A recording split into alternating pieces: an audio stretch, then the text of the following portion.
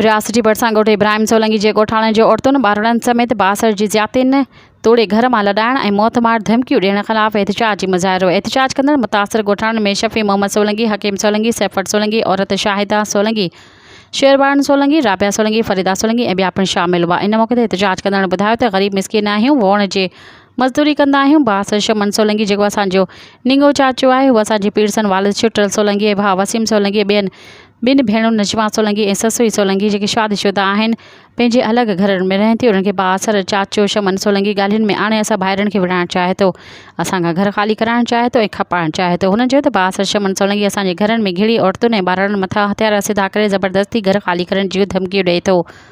ॿी सूरत में कूड़नि केसनि में फासाइण ऐं जान सां मारण लाइ पिणु धमकाए थो।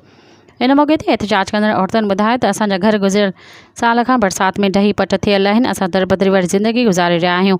हाणे असांजा सरकार पारां घर ठाहिण लाइ आयल आहिनि, पर बासर चाचो शमन सोलंकी असांखे घर ठाहिण नथो ॾिए। हुननि chief justice of Sindh high court session जज नौशरत फिरोज़, SSP नौशरत फिरोज़ ऐं DSP भिरिया पुलिस समेत वसवारनि खां मुतालबो कयो त नोटिस वठी बासरनि ख़िलाफ़ कार्रवाई करे असां सां इंसाफ़ कयो वञे।